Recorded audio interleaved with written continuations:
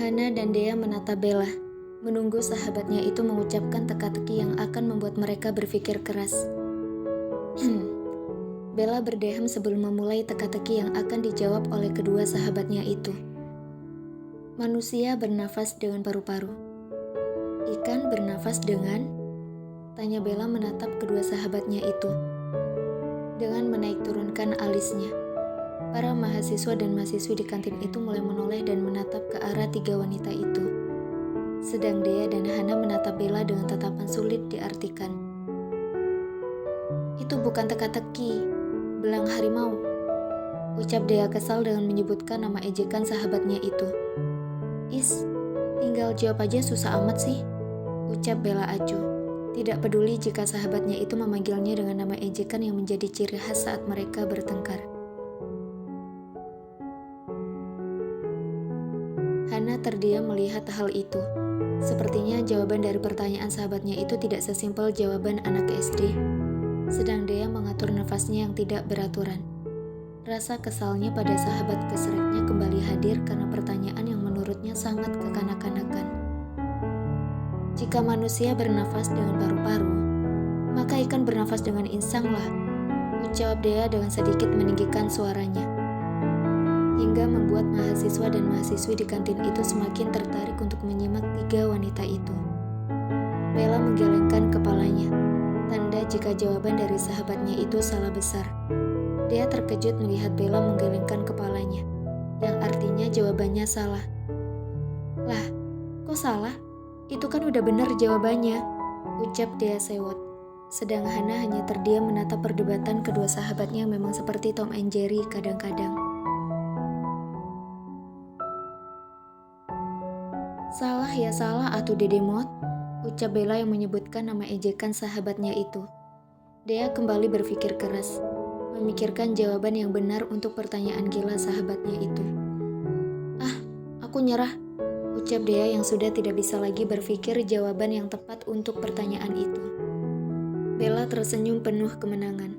Akhirnya uang jajannya aman, meski sebenarnya ia tidak pernah kekurangan uang. Tapi kapan lagi coba bisa mengerjai sahabatnya yang satu itu? Yeay, kamu yang bayar ya, ucap Bella yang hanya membuat dia memutar bola matanya malas. Iya, jawabannya apa? Tanya dia tidak sabaran. Jawabannya adalah, izin Allah, ucap Bella tertawa keras memenuhi kantin itu. Membuat mahasiswa dan mahasiswi menahan tawa mereka dengan susah payah. Hana dan Dea terdiam, lalu seketika terdengar suara teriakan dari seorang Deana Hamis. Bella! Teriak Dea menggema di kantin itu yang hanya membuat Bella semakin tertawa. Hidupku selalu seperti ini, rintih Hana dalam hati dan menatap sahabatnya yang sedang kejar-kejaran seperti anak kecil di dalam kantin itu. Di dalam ruangan kebesaran seorang CEO perusahaan Abraham Group yang tidak lain adalah Revan. Ia termenung dengan pandangan kosong ke depan, enggan untuk mengerjakan semua dokumen yang tertumpuk di hadapannya. Pikirannya saat ini hanya tertuju pada seorang wanita yang sudah menyandang status sebagai istrinya, yang selalu memanggilnya dengan sebutan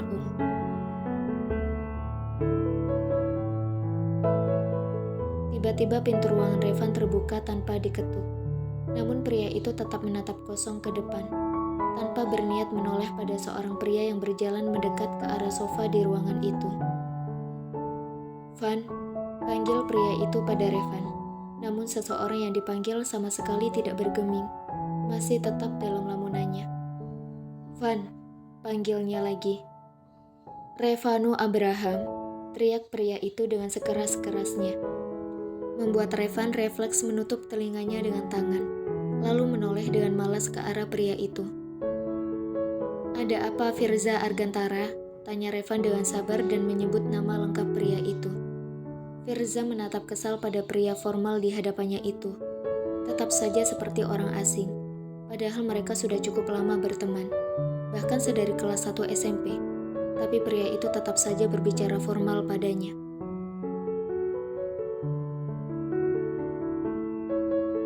Kok pergi kerja, Van? Bukannya bermesraan sama istri di rumah, malah sibuk sama kertas-kertas itu, ucap Firza mencibir sahabatnya itu. Aku yang kerja kok kamu yang sewot, ucap Revan malas lalu segera menyibukkan diri pada dokumen yang sedari tadi ia anggurkan. Firza memutar bola matanya malas untuk menyindir lebih jauh, karena hal itu pasti akan berujung pada dirinya sendiri. Gimana malam pertamanya? Tanya Firza yang kepo tingkat dewa. Revan menghentikan tangannya memilah dokumen di hadapannya. Ia menatap Firza dengan tatapan yang sulit diartikan. Kok Anda kepo ya? Kenapa tidak menikah terus merasakannya sendiri? Daripada menanyakannya pada orang lain? Ucapan pedas mulai keluar dari bibir seorang Revanu Abraham Levin membuat Firza bungkam seketika.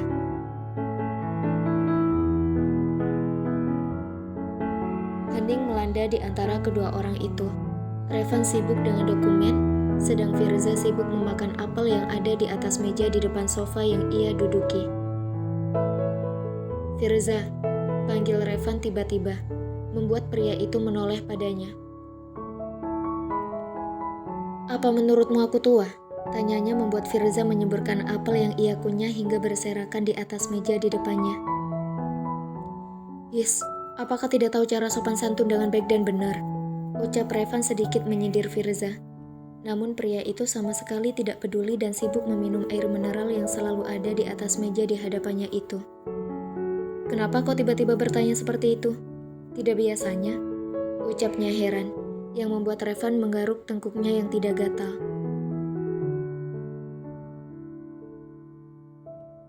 Kamu kenal istriku kan? Tanya Revan dan segera diangguki oleh Firza. Pasalnya pria itu hadir kemarin saat sahabat baiknya yang formal permanennya itu menikah dan bahkan ia memberi ucapan selamat di atas pelaminan. Firza menatap bingung pada Revan yang tak kunjung melanjutkan ucapannya. Ia kembali meneguk botol air mineral itu. Dan lagi-lagi, ucapan Revan membuat ia tersedak. Dia memanggilku dengan sebutan Om, ucapan Revan dengan kepala yang tertunduk. Batuk Firza yang tersedak air minum. Ia segera memukul pelan dadanya, sedang Revan hanya menatap datar pada pria itu. Maksudmu, dia memanggilmu dengan sebutan Om? Tanya Firza mencoba memastikan, saat batuknya telah terhenti. Revan mengangguk membuat Firza tertawa lepas.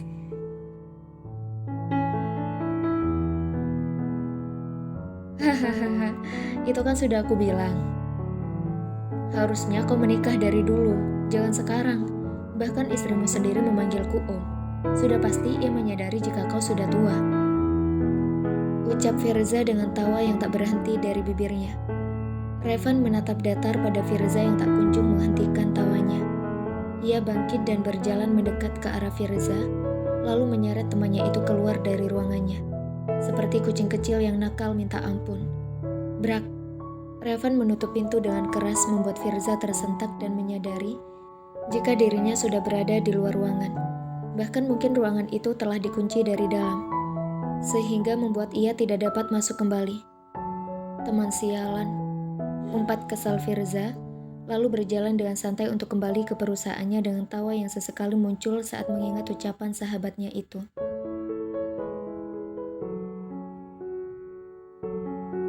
Pukul 3 siang, Revan beranjak dari duduknya, lalu bergegas keluar dari ruangannya untuk segera menjemput istrinya di kampus. Ia hanya berdiam saat para karyawan yang berada di lobi menyapanya. Revan segera memasuki mobilnya untuk segera ke kampus istrinya itu. Ia menarik nafas perlahan menyiapkan kesabaran tiada tara untuk menghadapi istrinya yang akan terus memanggilnya Om sepanjang jalan pulang. Mungkin 15 menit sudah Hana menunggu jemputannya datang, yaitu suaminya, sedang sahabatnya sudah pulang tadi. Setelah tadi sedikit berdebat dengan Hana karena memaksa ingin menemani Hana hingga jemputannya datang. Tapi bukan Hana namanya jika tidak bisa membujuk kedua sahabatnya itu. Mobil sport berwarna hitam berhenti tepat di hadapan Hana. Wanita itu segera berjalan cepat mendekati mobil itu, tanpa peduli dengan kerikil-kerikil kecil yang mungkin akan berakibat buruk nantinya. Revan keluar dari mobil berniat untuk membuka pintu untuk istrinya. Tapi yang ia dapati justru membuat ia terkejut dan segera berlari menghampiri istrinya itu. "Om!" teriak Hana, dan Revan segera berlari menghampiri istrinya. 20 menit kemudian, seorang wanita parubaya berusia 69 tahun terlihat duduk dengan tenang di ruang tamu di rumahnya. Meski usianya terbilang cukup tua, tapi tidak membuat fisiknya lemah. Wajahnya pun masih begitu berseri. Ia terkejut ketika melihat cucu laki-lakinya berjalan melewati ruang tamu dengan menggendong istrinya menuju ke lantai atas.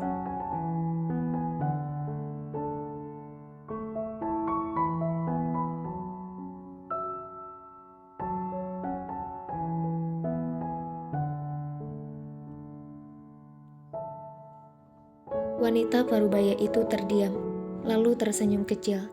Sepertinya ia tidak bisa mengganggu cucunya itu, karena sedang melakukan hal yang akan membuat rumah besar itu sedikit ramai nantinya. Meski masih harus menunggu. Semoga segera ada bayi mungil di rumah ini. Ucap wanita parubaya itu dengan tersenyum dan menuruni anak tangga.